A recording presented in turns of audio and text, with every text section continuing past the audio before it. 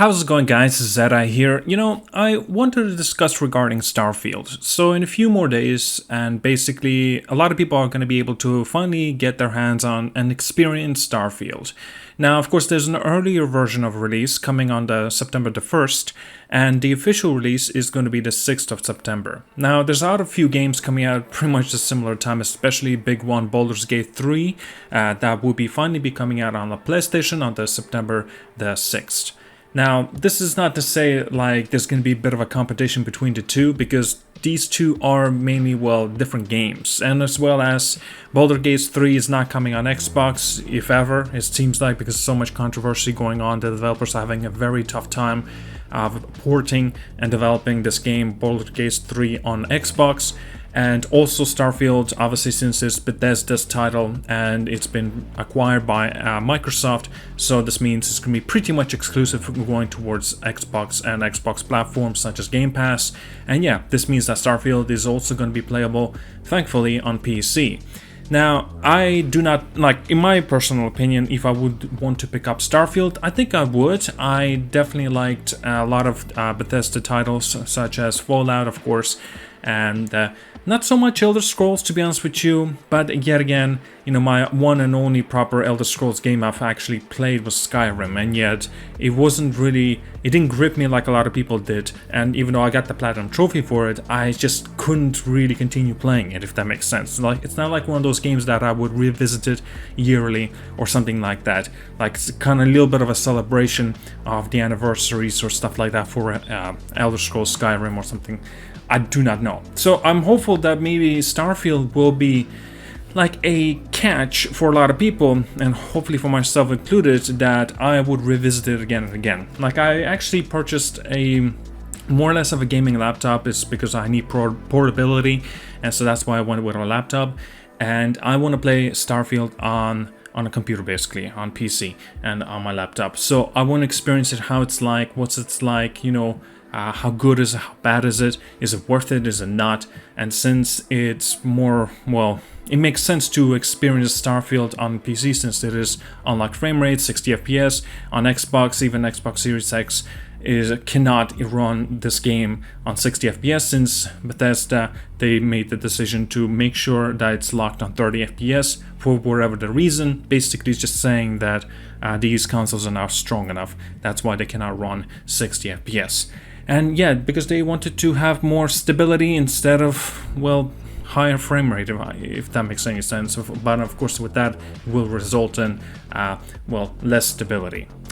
Alright, so the Starfield got plenty of new information. For example, that there's actually jail system was actually present in Skyrim. I kind of like that system. In Fallout 4, I played Fallout 4. Obviously, that would not be present there. It makes sense why it's not there. It's post-apocalyptic type of style game. Makes sense, right? You can recruit 20 plus crew members into your base. I assume also your starship, right? So it's still cool. There's a lot of variety and so much more towards this game that a lot of people perhaps wouldn't even be experiencing it. You can buy or maybe even own a house in different cities, so it kind of makes sense. You can also build, for example, your own kind of base, if that makes sense. Even though that was actually present in Fallout 4, I never used it. I think it was shite. Yeah, I didn't like it.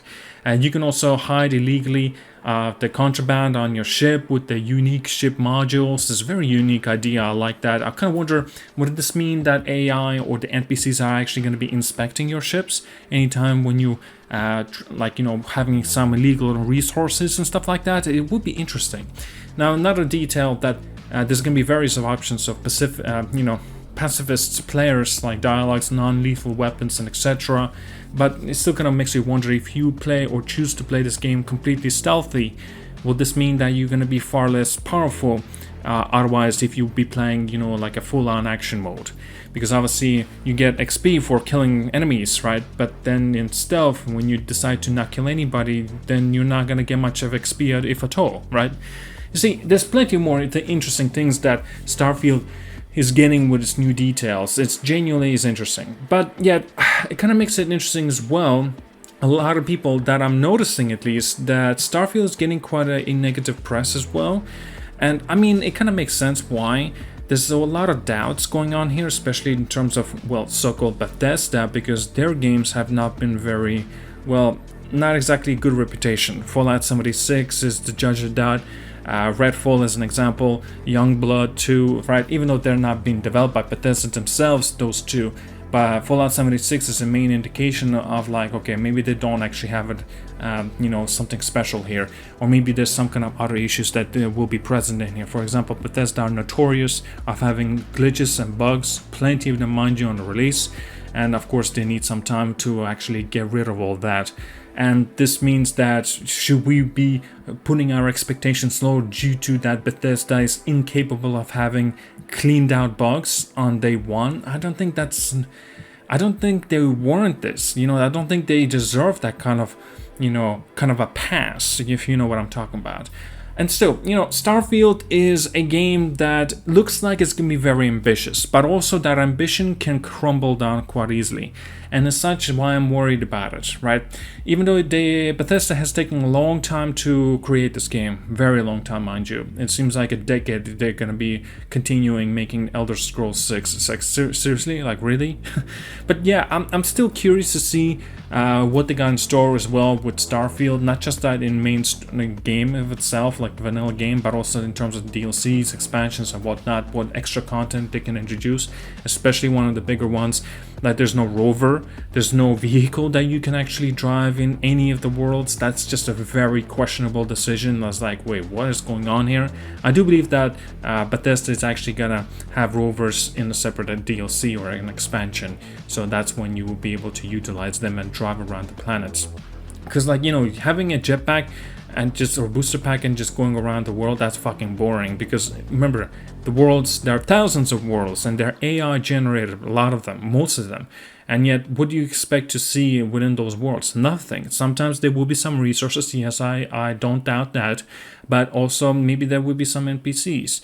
Even though some NPCs could be just simply like walking around there, relaxing, I don't know, fishing as an example, fishing. But yeah, they just would not be doing anything in that situation.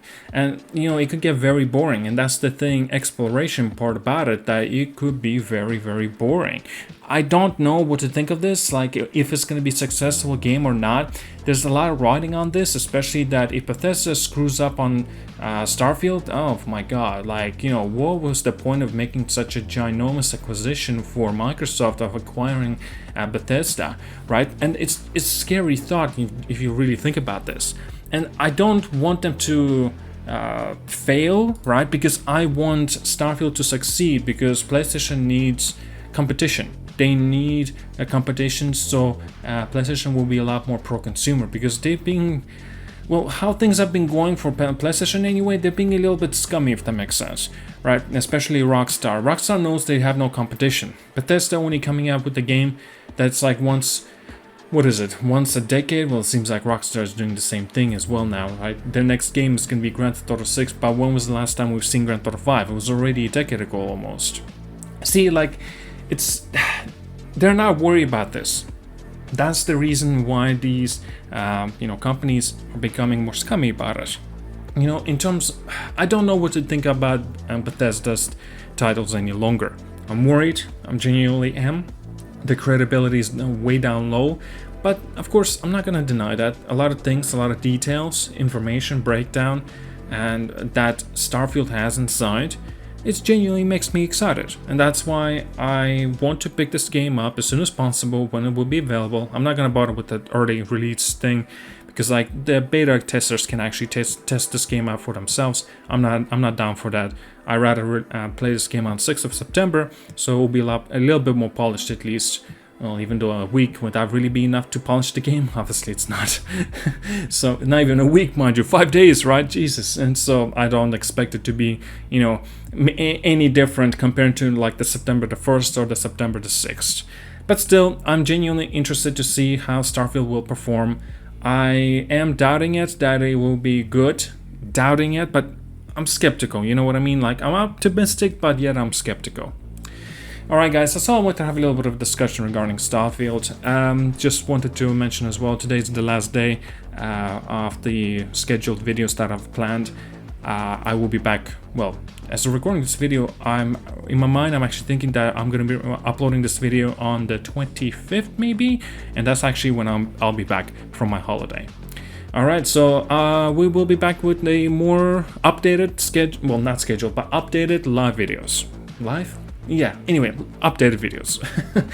All right, thank you so much for watching. Like and subscribe. See you guys all. Have a wonderful day.